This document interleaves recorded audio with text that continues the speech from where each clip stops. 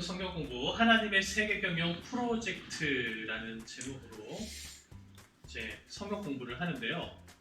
총 6단계 중에 오늘 첫 번째 단계, 언약의 단계에 대해서 우리가 배웁니다. 그 첫 번째 강의로 우리 창조에 대해서 이 시간 배워보도록 하겠습니다.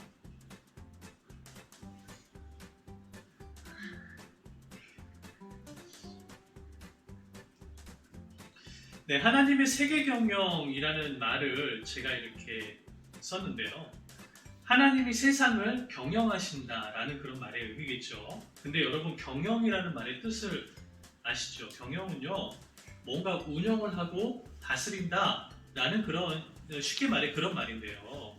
제가 여기에서 하나님의 세계 통치가 아니라 세계 경영이라고 이름을 붙인 이유는요. 통치는 어떤 나라나 국가를 왕이나 이제 최고 권력자가 나라를 다스리는 상황을 통치한다라고 얘기를 하지만 경영이라 요즘에는 왕이 별로 없기 때문에 통치라는 말을 잘 안 씁니다. 그리고 요즘에는 경영이라는 말을 더 많이 쓰죠. 많은 사람들이 경영의 의미를 이렇게 얘기를 하는데 어떤 특정한 목표를 가지고 그것을 효율적인 방법으로 효과적인 결과를 이루어내는 것이 이 경영의 의미라고 얘기를 한다 그래요. 그래서 가만히 보니까 이 성경에 나와 있는 그 하나님의 이 세계를 향한 그 계획도 어떤 면으로는 특별한 목적을 가지고 이것을 계획하시고 또 운영을 해 나가시는 방법을 사용하신다는 것을 우리가 볼 수가 있었어요. 그래서 하나님의 세계 경영이라는 제목으로 성경 공부를 준비하였습니다. 하나님이 자주 사용하시는 경영 방법 중에 한 가지가 언약이라는 게 있습니다. 이 언약이라는 것은요, 한자말로 이제 말씀원과 이제 약속할 약자를 쓰는 거죠. 그래서 말로 약속을 했다, 뭐 구두 계약을 했다 이런 말이 있죠. 스포츠 선수들이 이제 새로운 팀으로 가면서 이제 말로 계약금을 대신하고 사인 대신에 뭐 악수하고 구두 계약했다 이런 기사를 여러분들 보셨듯이 이제 말로써 무언가 약속과 조약이 이루어진 것을 한자말로 언약이라고 말을 할 수가 있습니다. 물론 이제 하나님의 언약은 우리가 일상에서 하는 뭐 약속, 뭐 새끼손가락 고리 걸고 꼭꼭 약속해 이런 약속을 수준을 넘어서는 하나님의 언약은 좀 더 크고 넓은 의미를 내포하고 있다고 보는데요. 하나님은 개인과 또 민족뿐만이 아니라 나라 그리고 시간도 과거와 현재와 미래까지 아우르는 그 엄청난 그 영역에서의 약속이 이루어지는 것이기 때문에 우리는 의심할 여지 없이 이것이 매우 우리에게 중요하다라는 것을 알아야만 하겠습니다. 그 언약의 내용이 무엇인지는 이제는 앞으로 배워나갈 것이고요. 오늘은 그 첫 번째 시간으로 창세기의 창조의 이야기를 한번 나눠보도록 하겠습니다. 성경을 처음 열면 등장하는 책이 바로 창세기죠. 자, 이 창세기 안에는요, 하나님의 경영 계획과 그 언약의 특징이 잘 나타나 있는데 창세기를 크게 두 가지로 이렇게 구분을 하게 되면요. 원역사, 말이 좀 어려울 수 있어요. 원역사와 족장사로 이렇게 구분을 하게 됩니다. 자, 원역사는요, 창세기 1장부터 11장까지를 원역사라고 그러는데, 자, 그 역사 이전의 역사라는 말로 이렇게 풀이가 되고요. 영어로는 The Early History라고 이렇게 표현을 합니다. 자, 족장사는, 족장이 뭐죠? 족장은 집의 어떤 대표를 족장이라고 얘기를 하는데, 자, 뭐 우리 정글의 법칙의 김병만 족장 뭐 이렇게 얘기도 하죠. 그 어떤 그 소수 부족의 대표를 족장이라고 얘기를 하는데, 아브라함과 이삭과 야곱, 요셉으로 이어지는 그 족장들의 스토리가 12장부터 50장까지 이렇게 기록되어 있습니다.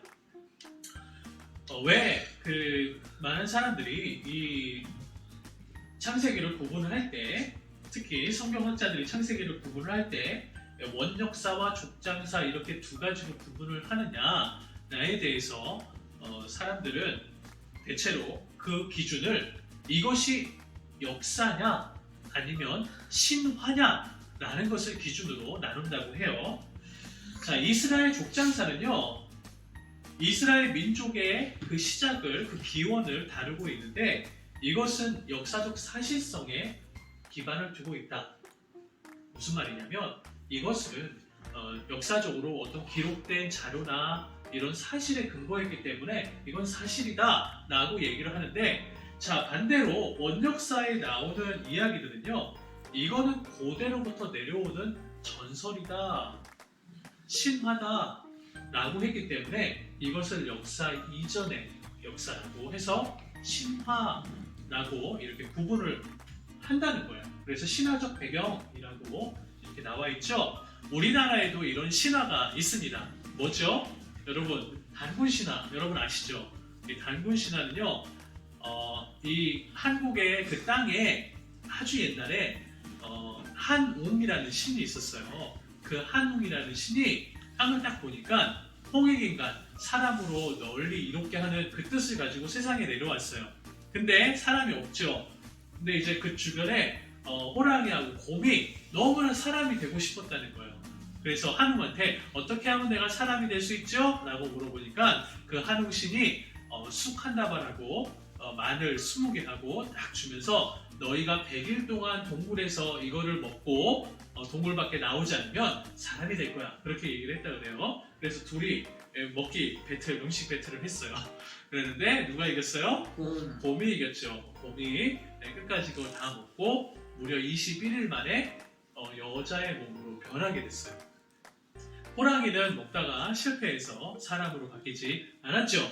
그래서 여자가 된 이 곰은요, 이제 자녀를 갖고 싶은데 남자가 없기 때문에 자녀를 못 갖잖아요. 그래서 한웅이 남자로 변신을 해서 그 아이를 갖게 하고, 그렇게 해서 처음으로 태어난 아이가 요 가운데 있는 단군 할아버지라고 이렇게 이야기 나온 게 우리나라의 단군 신화입니다. 그래서 이 단군 할아버지는 나라를 세우는데 그 나라가 고조선이죠. 이게 한국 역사의 시작입니다.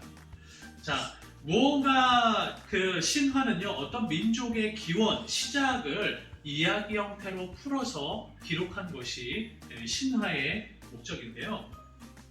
그래서 학자들이 보기에 이 원역사에 대한 이야기도 이 성경의 그 창조의 기원, 세상의 기원, 이스라엘의 기원을 이야기 형태로 풀어서 이야기했다. 그래서 신화다라고 얘기하면서 그 안의 내용을 뭐 창조 이야기, 에덴 이야기, 홍수의 이야기, 바벨탑 이야기 이런 게 담겨져 있다. 이러면서 이걸 신화적 배경의 원역사다라고 이렇게 구분을 했습니다. 자, 우리는 그래서 앞으로 원역사에 대해서 배우면서 원역사와 언약의 관계가 어떻게 이루어지는지 이것을 배울 건데요. 오늘 창조에 대해서 배우고요. 다음 시간에 에덴과 제사에 대해서, 그리고 홍수와 홍수 전후의 세상의 이야기에 대해서 이렇게 총 3강으로 언약을, 원역사의 파트를 한번 배워보도록 하겠습니다. 오늘은 그 첫 번째 시간 창조 이야기에 대해서 좀 집중적으로 살펴보려고 합니다. 자, 창조 이야기는요, 우리가 성경을 앞에서 읽었다시피 2가지의 창조 이야기가 등장을 합니다. 1장의 창조 이야기, 2장의 창조 이야기. 자, 그런데 여러분들이 성경을 유심히 봤다고 한다면 이 2가지 창조 이야기가 조금 그 형태나 이야기의 스토리가 다르다는 거예요. 자, 먼저 첫 번째 창조 이야기, 1장의 창조 이야기는요, 6일 동안 하나님이 천지를 창조하시죠. 그리고 마지막 7일째 뭐 하시죠? 안식하셨어요. 자, 이 그림의 의미는 여러분 다 아시겠죠? 각 날마다 어떤 것을 창조하였다. 그래서 이 마지막 6번째 날에 각 동물과 뭐 여러 가지 생물들을 만드시고 그 다음에 사람을 만드셨는데, 물론 이 뒤에 그림은 뭐 그냥 일반 동물이 아닌 것 같아요. 네, 어떤 사람이 이제 이것을 진화 그 과학과 연결시켜서 하나님은 이제 뭐 공룡 시대까지도 모든 생물들을 다 만드셨다. 이제 그렇게 생각하며 그림을 그린 것 같아요. 자, 어찌됐건 하나님은 이 지구상에 살고 있는 모든 생물들을 다 만드시면서 마지막 날에 사람을 창조하셨어요. 이게 바로 첫 번째 창조의 이야기였죠. 자, 두 번째 창조의 이야기는요. 자, 지금 보면 그림이 아주 아름답죠. 아주 푸른 초원에 나무가 있고 동물들이 화목하게 이렇게 있는 평화스러운 장소. 이곳이 어디죠? 에덴이죠. 자, 두 번째 2장의 창조에서는요. 하나님이 사람을 먼저 만드세요. 만드시고 나서 그 사람이 편안하게 살아갈 수 있도록, 안전하게 살아갈 수 있도록 에덴을 만드시고 거기에 사람을 두시고 하나님이 거기에서 사람에게 이제 명령을 하시는 거죠. 짐승들을 보내셔서 아담에게 이름을 짓기도 하시고 또 선악과를 두어가지고 그걸 먹지 말라 이런 명령도 하시고 또 거기에 잠들어 있는 아담의 갈비뼈를 빼가지고 하와 여자를 만드시는 이야기, 그게 바로 2장에 나오는 창조의 이야기입니다. 네, 가만히 보면 첫째 날과 두 번째 날의 어떤 순서적으로의 차이를 또 이렇게 볼 수 있는데요. 자, 우리는 여기까지 보면 두 가지 창조에는요 순서가 다르게 진행된다는 걸 우리가 알 수 있습니다. 자, 여기 보니까 그리고 또 중요한 한 가지 다른 우리가 반드시 기억해야 될 다른 차이점 하나가 있는데 그것이 뭐냐면요, 하나님의 명칭이라는 거예요. 자, 여러분 성경을 자세히 봤다면요 1장에서는요 창조주가 하나님이라고 나와요. 그래서 1절에 보니까 태초에 하나님이 천지를 창조하십니다 라고 나오는데 2장에 보니까 창조주가 뭐라고 나온다고요? 여호와라고 나와요. 그러면서 2장부터 이어지는 그 내용에서는요 모든 하나님의 이름이 여호와께서, 여호와 하나님이, 여호와라는 이름이 등장을 해요. 자, 여호와 4절에 보니까 여호와 하나님이 땅과 하늘을 만드시던 날에 이렇게 등장을 하죠. 자, 성경을 읽으면서 많은 사람들이 이 부분에서 멈추게 돼요. 어떻게 하나님의 이름이 다르지? 여호와는 누구지? 그러면서 하나님은 둘인가? 이런 의심이 이렇게 들면서 성경에 대해 많이 이제 고민을 한다고 합니다. 만약 이 이야기를 처음 듣는다고 접하시는 분이 있다면 여러분은 100% 성경을 안 읽으시는 그런 분들이라고 이렇게 볼 수 있겠죠. 자, 저희가 이것을 이해하는 것이 성경을 읽는데 이해하는데 반드시 필요한 거냐? 라고 했을 때 저는 그렇게 생각하진 않아요. 그렇지만 성경을 읽으면서 우리가 잘못된 해석을 한다거나 이단에 빠진다거나 이런 오류를 우리가 극복하기 위해서는 꼭 한 번은 우리가 이 문제를 다뤄봐야 될 필요가 있다고 생각을 했습니다. 자, 이제 여러분들께 설명을 하겠습니다. 왜 이 두 가지가 다른가? 왜 이 두 가지 다른 창조의 이야기가 있는가라고 했을 때 우리는 먼저 그 당시 고대 문명이었던 수메르 문명에 대해서 이해할 필요가 있어요. 자, 성경에는 수메르 문명에 대해서 수메르다 이렇게 기록하지 않는데 다른 문명은 뭐 이집트, 애국도 나오고 바벨론도 나오고 다 나오지만 수메르라는 이름은 등장을 하지 않아요. 이건 어디서 배우죠? 여러분들 안 배웠어요? 한국에서는 이제 중학교 세계 역사 배울 때 처음 등장하는 게 이제 수메르 문명부터 이렇게 배우는데요.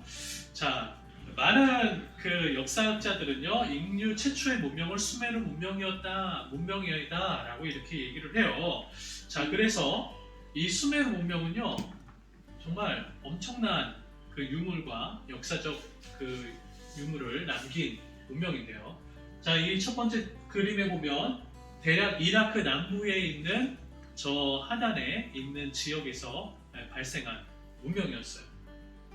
그리고 성경에는 뭐 바벨탑 이라고 등장하지만 실제 역사적 유물로 보면 지구라트라고 하는 엄청난 그때 당시에 상상도 못할 거대한 건축물을 사람들이 모여서 만들었어요. 그리고 이거는 이제 그 수메르 문명의 벽화 그림이고요. 이거는 그때 인류가 처음 사용하였던 문자예요. 상형 문자라고 해서 이 흙 점토판에 이제 쐐기로 이렇게 쳐가지고 그림을 완성시켜, 글자를 완성시켜서 기록하였다는 거죠. 무슨 뜻이에요? 이거는 무슨 뜻인지 몰라요. 저는 수메르어를 배우지 않았기 때문에 무슨 얘기인지 몰라요. 그렇지만 이걸 지금 연구하는 전 세계의 학자가 총 9명 정도밖에 없다고 해요. 수메르어를 연구하고 읽을 줄 아는 사람이. 아주 오래된 글자입니다. 그런데 그 1900년대 후반에 이라크 남부 지역을 고고학자들이 탐사하면서 이 점토판이 무려 몇만 장이 발견이 됐다는 거예요. 크고 작은 점토판들이. 그래서 이거를 연구하기 시작했고 그 의미를 해석하기 시작하면서 이 안에 내용들, 점토판의 내용들이 어떤 내용들이 있었는지 궁금하잖아요. 그걸 연구하다 보니까 수메르라는 나라가 우리가 생각하는 것보다 상상 이상으로 발전되었고 문명이 진화됐던 그런 나라였다라는 걸 발견하게 되었다는 거예요. 그 이야기 속에 보니까 여러 가지 이야기들이 있어요. 수메르의 어떤 신화적인 이야기도 있었고요, 법과 관련된 이야기도 있었고요, 또 뭐 다양한 그때 문화를 소개하는, 역사를 소개하는 이야기도 있었다고 해요. 그래서 지구라트가 이라크 남부에 네네, 지금 그 자리 그 자리가 그대로 있고요. 그렇게 오래전에 저렇게 대형 건축물을 네, 있었다. 만들었다는. 네. 그래서 지구라트를 보면서 바벨탑이 거기서 등장했다. 역사학자들은 이렇게 생각을 하기도 해요. 자, 이 수메르 문명을 보면서 사람들이 이걸 발견하면서 어떤 생각을 하게 됐냐면, 성경에 쓰여진 거는 이거보다 후대에 쓰여졌는데 그러면 성경을 기록한 사람은 수메르 문명을 알았을까요? 몰랐을까요? 자, 이걸 한번 보시죠. 수메르 문명은 BC 5000년에서 BC 2003년까지 존재했던 문명이에요. 아주 고대였죠.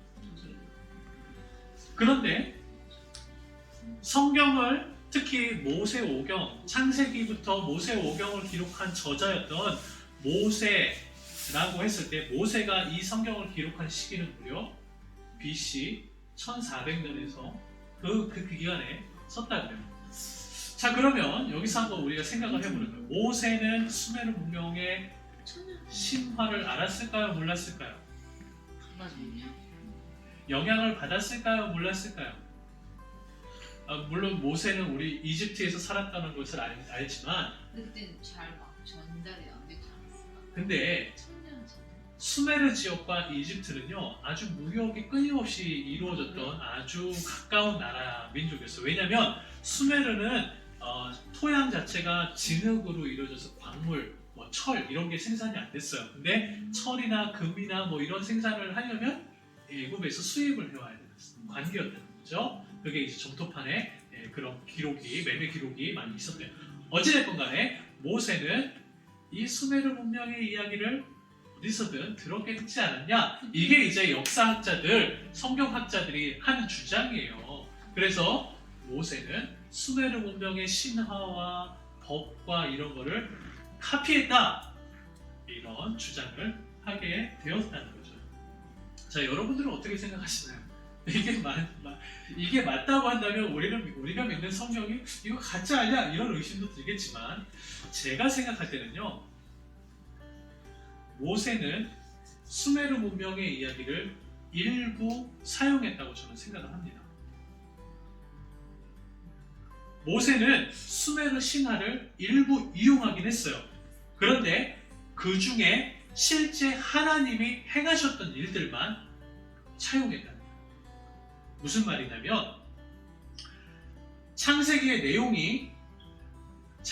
내용이 사실이고 하나님이 실제로 그 일을 행하였다면, 원역사 시대에 살았던 사람들은요, 다시 말해 수메르 사람들은요, 하나님의 일을 기억할까요? 못할까요? 경험했을까요? 못했을까요? 수메르 사람들 수메르 사람들, 고대 사람들은 하나님이 했던 일을 경험했어요, 안 했어요? 했지요. 근데 그 일이 누구를 통해서 이루어진지 알아요, 몰라요? 하나님이 자기를 소개했어요, 안 했어요? 안 하셨어요. 그럼 알아요, 몰라요? 그러면 이 일이 왜 일어났냐? 고민이 돼야 안 돼요. 그러면서 자기네들이 이해를 한 거예요. 그러면서 만든 것이 수메르 신화였다. 원역사에 나왔던 그 일들을요, 수메르 사람들이 기억을 하고 그걸로 기록을 했는데 자기 나름대로의 신화를 만들어서 기록한 것이 수메르 신화라는 거예요. 그래서 모세 오경을 기록할 당시에는요, 이 수메르 신화 속에서 이들이 실제 하나님이 하신 일을 자기들이 마음대로 이렇게 기록한 거잖아요. 그래서 하나님은 모세를 통하여서 하나님이 실제 어떤 것을 이루셨는지를 재확인시킬 필요가 있으셨다고 생각이 듭니다. 그래서 하나님의 영감으로 모세를 통해 이 성경을 기록하게 하신 거죠.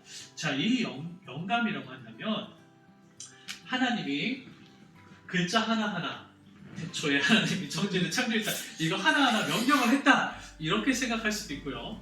두 번째로 모세가 옛날에 그 여러 가지 신화를 조합해가지고 이렇게 딱 했는데 하나님이 그거를 이제 승인한 거죠. 승인했다, 이렇게 이해를 할 수도 있는데, 또 어떤 영감의 의견이 있냐면 하나님이 과거의 환상을 보여주는 거예요. 과거의 모든 환상들을. 그래서 창조 시대부터 노아의 시대, 이 모든 것들을 환상을 보여주고 그거를 모세에게 기록하게 했다라고 하는 이런 영감설이 있어요. 근데 그게 어떤 건지는 우리가 정확하게 알 수가 없어요. 그렇지만 모세는 하나님을 통해서 과거에 일어났던 사실을 분명하게 알았다는 거예요. 그래서 하나님은요, 수메르인들이 자기들의 신의 이름으로 기록한 이 신화의 내용이 하나님 보시기에 너무 불만스러워요. 불만족스러워요. 잘못된 것을 가르치고 있으니까. 그래서 모세를 통해 창조의 이야기를, 실제 하나님이 하신 일들을 직접 기록하게 하신 것이죠. 그래서 성경은 하나님의 자기 계시 혹은 자서전이라고 말을 할 수 있는 겁니다. 자, 그래서 우리는 2장에 나오는 그 창조에서 이제 여호와 하나님이 등장하잖아요.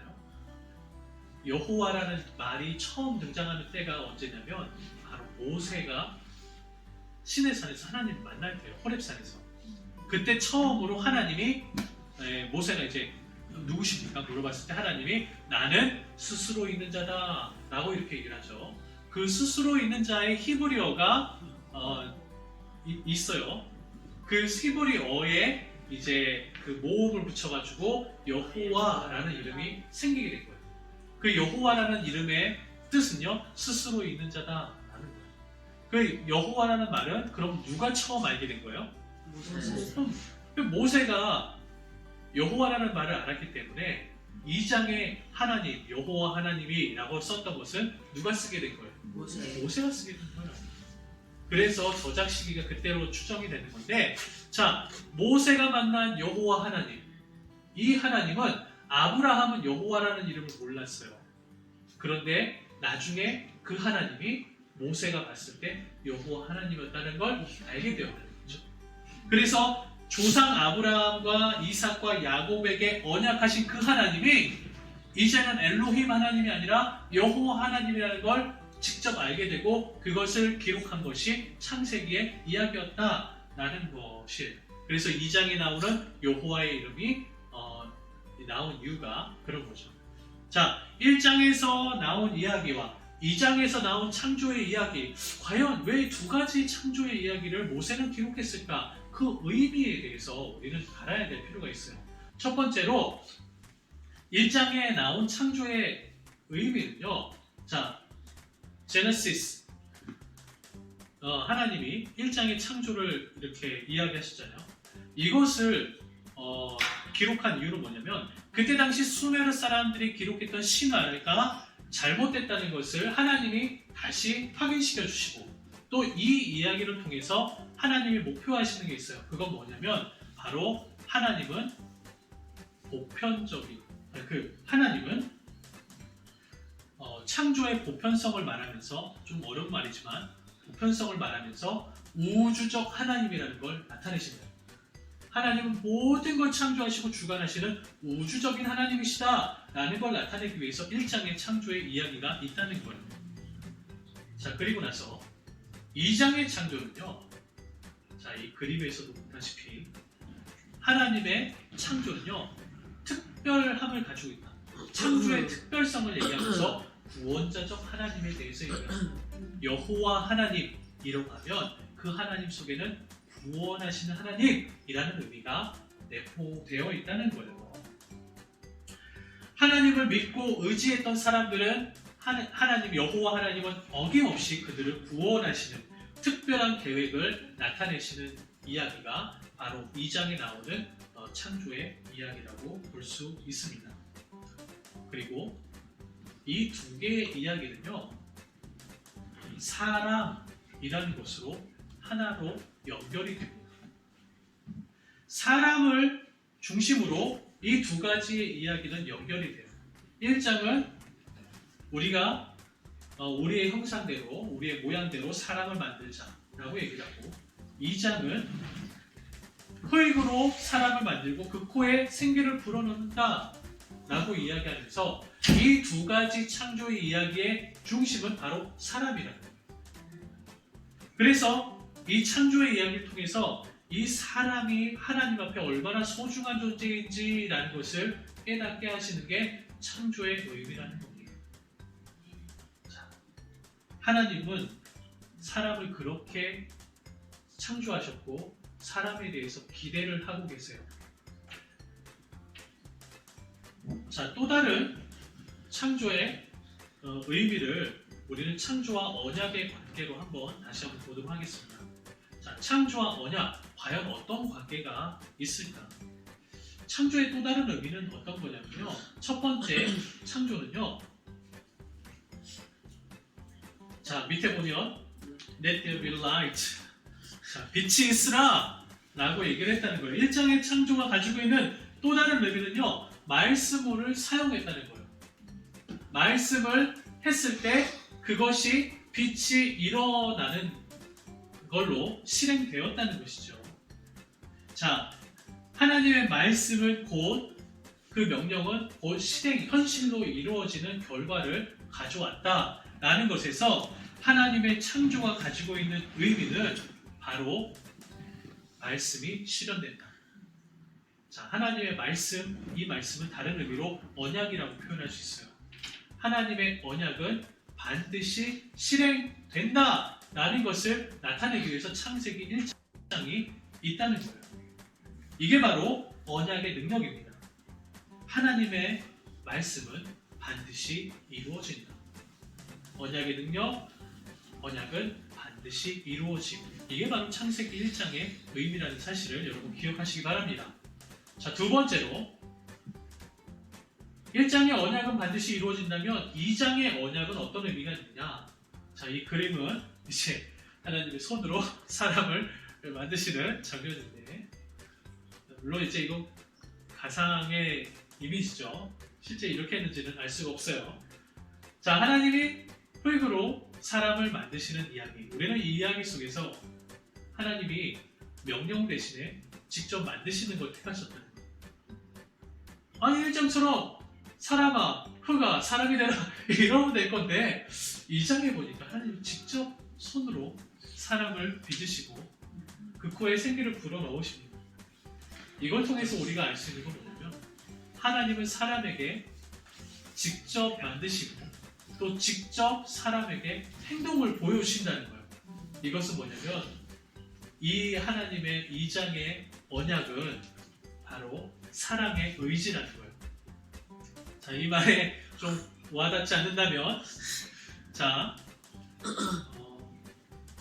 난생 처음으로 소풍을 가는 어린아이가 있어요. 이 어린아이를 위해서 엄마가 아침부터 일찍 일어나서 정성껏 도시락을 싸줍니다. 자, 이거는 사랑 때문일까요? 아니면 어떤 것 때문일까요? 사랑하기 때문이죠. 만약에 사랑하지 않는다면 그냥 마트에서 사온 거 그냥 이렇게 사가지고 사줄 수도 있어요. 그런데 사랑하니까 난생 처음에 이 소풍을 기념하기 위해서 손수 이렇게 만들어주는 그 모습을 보게 됩니다. 자, 연인들이 사랑을 할 때 선물을 할 때 물론 사가지고 하기도 하지만 옛날에는 막 종이학을 1000개를 접고 막 이렇게 직접 만들어주는 사랑의 적극적인 표현으로 사랑은 행동한다 라고 이렇게 얘기를 하죠. 하나님은 사람을 명령으로 만들지 않았습니다. 사람을 직접 손으로 만드셨습니다. 왜요? 사랑하기 때문에. 이 하나님의 적극적인 사랑은요, 후대에 예수 그리스도를 통하여 다시 한번 그 하나님이 직접 보여주신 사랑을 나타내게 됩니다. 2장의 창조 속에서 우리는 하나님의 사랑의 의지를 볼 수가 있어요. 여호와 하나님, 일하시는 하나님, 사랑을 직접 표현하시는 하나님이라는 사실을 우리는 배울 수가 있는 것입니다. 그래서 우리는 이것을 종합해보면 언약 안에는 하나님의 말씀이 반드시 이루어진다는 것을 우리는 알게 되고요. 또 하나님은 사람을 사랑하시는, 직접 행동하시는 그 하나님의 그 언약의 의미를 우리는 두 가지를 살펴보게 되었습니다. 앞으로 이 언약의 의미를 가지고 이제 이후에 나오는 에덴 동산의 이야기 그리고 아브라함까지 이어지는 이 언약의 메시지를 우리는 계속해서 공부를 해 나갈 것입니다. 이제 여러분은 돌아가셔서 다시 한번 창세기 1장과 2장을 한번 천천히 정독을 해보세요. 1장을 읽으실 때는 우주적인 하나님, 그 언약의 능력이 어떻게 나타나는지를 여러분 마음속으로 상상하시면서 그걸 한번 1장을 읽어보시고 2장을 읽으실 때는 구원자적인 하나님, 직접 사람을 위해 일하시고 사랑을 의지를 표현하시는 그 하나님을 마음속으로 묵상하면서 성경을 읽어보세요. 그 성경 속에서 지금도 살아계시고 여러분에게 언약을 행하시는 그 하나님을 발견하시게 될 것입니다.